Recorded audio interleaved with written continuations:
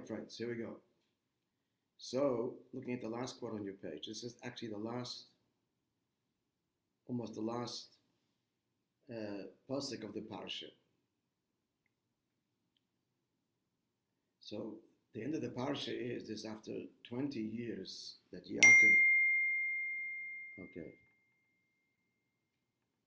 Yaakov spends at the house of his swindler of an uncle, Lavan, and there he fathers the 12 tribes, and he's coming back to Israel.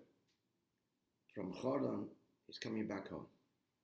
So the Torah says, V'Yaakov, this is the last quote on your page, V'Yaakov halach ledarka, Yaakov went on his way, V'yifku boi malachei elikim, and angels of God encountered him. What are these angels of God that encounter him? So Rashi says that's the Rabbi. Oh, let's do. So Vayivka by Malach Elikim. Yeah.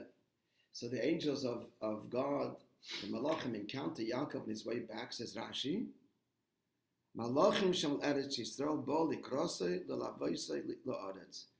Angels, you can see it in the English, angels of Israel came to greet him, to escort him to the land, back to Israel. Yeah? Yep. Now our question. Our question is the second quote on the page there. The beginning of the story. Vayetze Yaakov Beersheva, this is 20 years earlier. Yaakov leaves Beersheva, Vayelech Choron, and he goes to Choron. That's where Lavan is. He's sent there by his mother, and he marries Rachel and Leah, Bill and Zilpah. Now this is all on the way.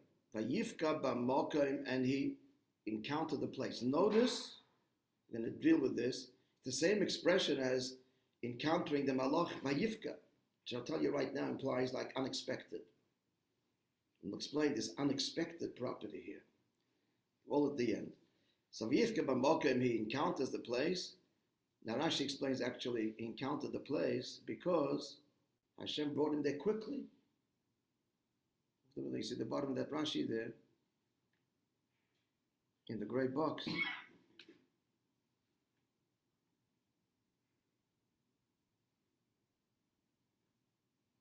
Should be there, where is it? The very bottom. The earth sprang towards him. So it was a sudden meeting. That's number one. The Rashi, a few words before, that says Vayifka means what? To daven. And Yaakov was the first person to daven Ma'ariv. This is where he has the dream. This is where the future site of the Beis Hamikdash. Vayifka b'makom. And Vayolan Sham, and he lodges there, Givar Shemesh, for the sun had set. And our sages tell us, here too it's suddenly. Look at the next Rashi. The sun had set. Rashi explains, it should have said,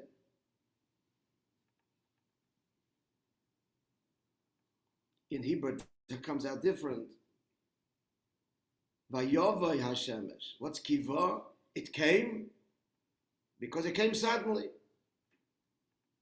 It came suddenly dark to compel him to stop right here, the future side of the Beis Hamikdash, and there he davens Ma'ariv, the first person to daven Ma'ariv in dreams, and the ladder of the angels, etc. So let's continue. Back into the pasuk. So he takes stones and places around his head, and he lies down in that place. Next pasuk, 12. This is in English. Vayachalim, and he dreamed, and an angel is mutzav arza, set up on the ground, and his top reaches the heavens. Now here's the critical part. The angels. Angels are ascending and descending. Now the question is, angels first come down. No, they're places in heaven. So they come down, then they go up. How is it that they're going up? That's how the dream begins. Rashi answers. In the gray box, ascending and then descending. Ascending first and afterwards descending. Because there's two different groups of angels. The angels who escorted him in the Holy Land do not go outside the land. And they're now going back up to Shemayim. And now it's new Malachim coming down. They're going to escort him for the 20 years. He's going to be by love. What do we see here? That Malachim of Eretz Yisrael do not go out of Israel. Therefore, they're going up, And a new set comes down. These are chutz la'aretz angels, obviously of a lesser level, obviously, not so holy. Or maybe they're even more powerful because they have to look after him in chutz la'aretz. Be it as it may, they're not the same. That's clear. And there's new malachim that accompany him in chutz la'aretz. Now, the question is, let's go back now to the bottom of the page. When Yaakov comes back home 20 years later, what does Rashi tell us? He encounters malachim, angels. Who are these angels? The malachim from Eretz Yisrael that came to greet him, to come to Eretz Yisrael. So wait a second, they did go, they're going out. We have a contradiction. Here we see that the malachim Eretz Yisrael went out. He didn't arrive at the border yet. They're going out, but we just told that malachim Eretz Yisrael don't cross the border. So it's a simple question. Some of the commentaries say that it was to bring him to Eretz Yisrael, to make sure that he gets here safely. That's what their job was. But that's also problematic because he anyway had the angels outside of Israel till the border. They could protect him and bring him there. So what was the need? So it was only for like a sign of respect, of kavod. But how are they doing that in violation of the principle that malachim of Israel don't go outside of Israel? So the basic answer is this. In halacha we find that this is one of the reasons that you all know that Rabbi never went to Israel, because he could not justify leaving. Once going, you don't leave. It's a lo pashut. It's not a simple matter. It says when he goes, it's one way. Now the halacha says there are three exceptions. Three exceptions you can leave: to marry, to learn if there's a better yeshiva, and panosa if there's no livelihood there, and you have to make your living, so you're allowed to go out. So the question is, the Gemara says stories of sages, a particular famous story of Ami, who went out to greet his mother, who was in Bavel, and he was in Eretz Yisrael, to greet her, to bring her into Israel. Why doesn't Allah mention you can also go out to greet your parent or someone coming into Israel? Why is that part of the exceptions? So the answer is, it doesn't have to be written because that is self-evident. Why? Going out to marry, going out to go to yeshiva, for panasa, this is like an exemption. Really should be here. You can't find a wife here, so Allah says you don't remain a whole life, God forbid, without marriage. Then you go, you have to get married, go find a wife. There's no yeshiva suitable, so you have to go to chutz la'aretz. Panasa, go. But these are exemptions. Here's the point. If someone's coming to Eretz Yisrael, this itself is the honor of Israel. This is not called leaving Israel. If you're going outside in order to welcome someone in, you left Israel. Your direction is not that way. You're here. You're bringing someone in. That's not called leaving. That's why the halacha doesn't mention, in addition to these three exemptions, you can also go to a company. It's not an also. It's not in the same category. That's not considered leaving. Now, on the contrary, that's just showing that how beautiful and you're welcoming someone. It's all part of Israel. So that answers our question. Here the malachim are going out to greet Yaakov, to bring him into Yisrael. They're angels of Israel, but they're not leaving Israel because the whole going out is to welcome him back. And therefore, it's not in violation of that principle that the angels of Yisrael don't go to chutz la'aretz. To go to chutz la'aretz, to look after Yaakov for 20 years, not their job. That's another set of angels. To welcome him home, that's who should do this if not the angel of Israel himself. So that's the basic answer. Now we're going to go a little bit deeper into this whole thing. A beautiful, beautiful message for us. Yaakov going to Haran, everything that happened to our forefathers, the Medrash says, it's all a model for us. Everything. So Yaakov going to Haran is symbolic of Eden going into Golus. Haran means actually Haran, angry. Why was it called Haran? Because it was an angry place. Hashem is angry with the people because they were terrible sinners. And people are angry at each other. Because obviously if life is selfish and sinful, anger is you're always angry because he's taking you away and threatening you. There's no peace and harmony. Terrible place. But that's where he goes. That's where he fathers the 12 Shvatim. That's symbolic of the neshama coming down to this world as an angry place. And what's the purpose of coming down to this world? Is to fulfill Torah mitzvahs, and you're all familiar, to elevate the sparks. To elevate the sparks. There's a famous Gemara. The Gemara says, you have to understand the tension here, because Gemara Psachim, the Yidden went into Golus for one reason, to attract Geirim, to attract converts. So the Arizal asks, we went into Golus because we sinned. That's what we went, it's a punishment. So he says that's the external reason. But the Pnimius, we go into Golos to elevate all the sparks, and a convert is symbolic of a divine spark, and the Neshama deeply embedded in unholiness, born to in an unholy way. And when this person converts, he's not becoming anything that he's not. He's revealing and elevating the Neshama he had. So it's symbolic of the whole avodah that we all have to elevate the sparks that are embedded in nature and make this world a home for God. That's what we're sent down here for, in this great mission, to turn this angry world into a world of peace and harmony with Hashem, with itself. And that's Yaakov's great mission, which he did successfully. So even in Yaakov's story itself, on the surface, it's all negative. He's running away from Esau, wants to kill him. But on a deeper level, it's not just running away from Esau. That's where he finds his Rachel and Leah, Bilhah and Zilpah. That's where he establishes the 12 Shvatim.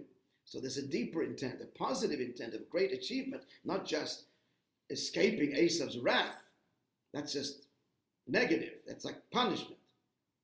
But the Golos has its deeper internal purpose. Just to elaborate a bit, Rebbe proves, famous Sikha, that Golos is more than punishment, because at the simple level, it's just a punishment. As we say in Musaf of Yontif, because we sinned, we're exiled. So the Rebbe says, yes, that's the external reason, but there's the deeper purpose to elevate and inspire, illuminate the world. How do we see this? Because he says, number one, the punishment doesn't fit the crime. It was as terrible as we were, what Yidden have gone through in 2,000 years, and 48 days ago, doesn't fit the crime. There's something else going on. There's a deep, divine intent to transform the deepest darkness. And then another thing, the nature of a punishment is, as time goes on, it gets lighter. Beginning imprisonment, as the sentence approaches the end, it gets easier, and they let him go. What do we see by Yiddish Golus? As time went on, talking about the Holocaust at the end, it got worse. It doesn't follow the rules of punishment. So we have to see that this is something that Hashem's deep plan, and it's all about elevating the deepest darkness and so on. And that's what Yaakov did. So now, the meaning here is like this. The angels of Eretz Yisrael that go out to accompany him means, they represent, he was successful in elevating the sparks, in the words of our sages, making to some degree there also the Holy Land. Ultimately, the whole world's going to become the Holy Land. Ultimately. The Gemara says, the Medrash says that Yerushalayim will spread over all Eretz Yisrael will spread over the whole world, because the whole world becomes a home for God, the Holy Land. So the angels crossing that border and welcoming Yaakov, it's the model for successful mission. You brought where you were, the taste of the Holy Land there, which eventually your children will continue this great mission till it's finally achieved. That's the symbolism. Clear? So that's why they're crossing the border. Even here, you elevated, and that was your whole mission. You brought the spirit of holiness even to this angry, dark world. Level one. Now you notice, I want to address now, and we'll begin to address this word Vayifka.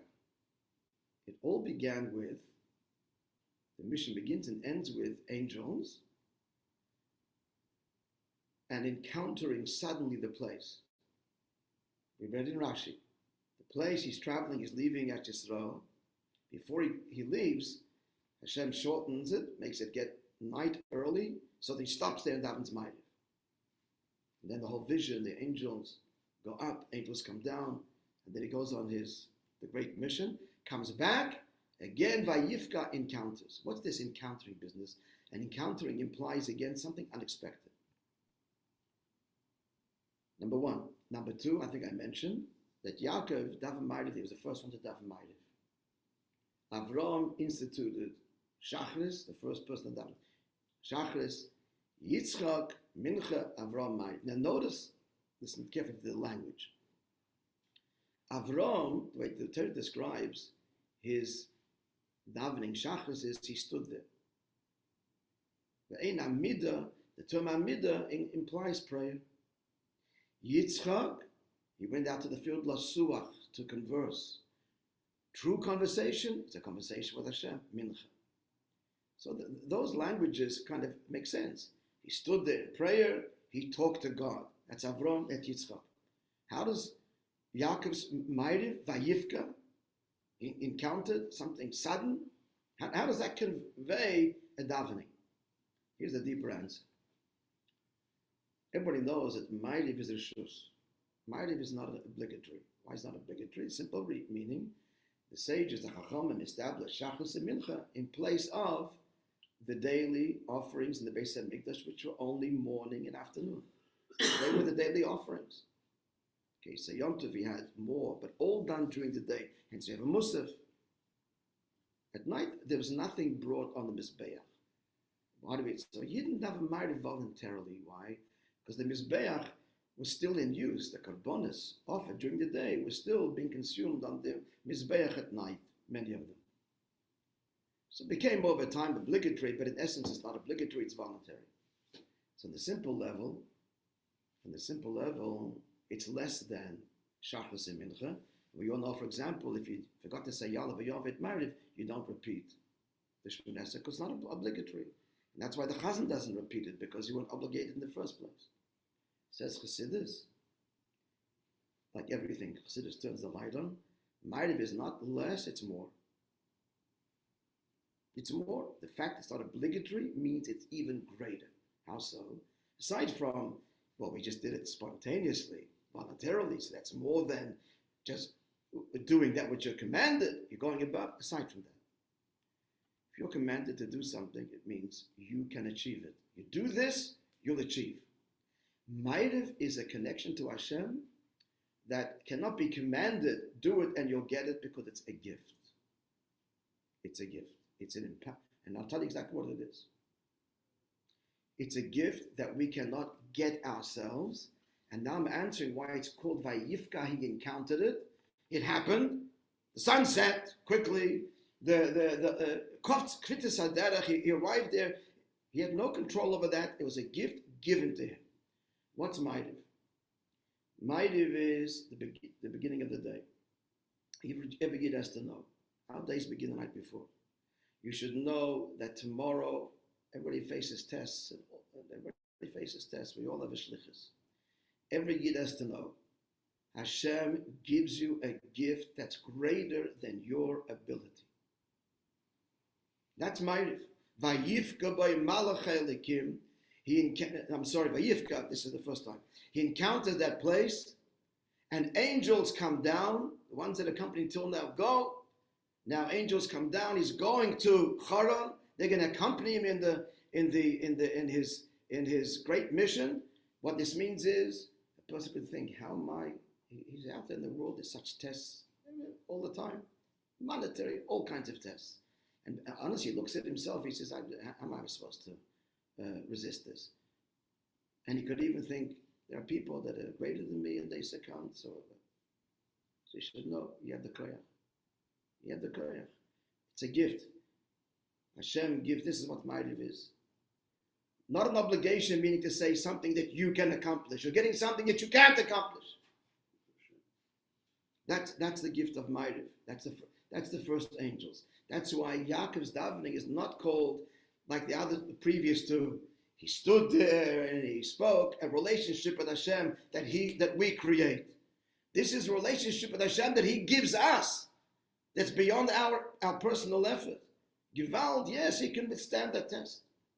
You failed yesterday, tomorrow you can withstand.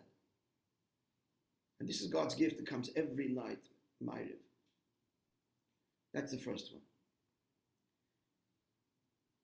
Then there's the second, Vayifka. We're going to get for next week. I'm going to tantalize you.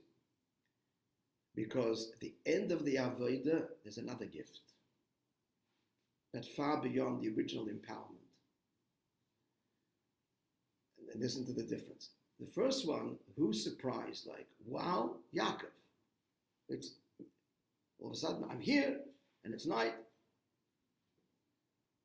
And he's in shock. Wow, I didn't know I had this koyach. And he acknowledges it comes from the Eibishter. Wow.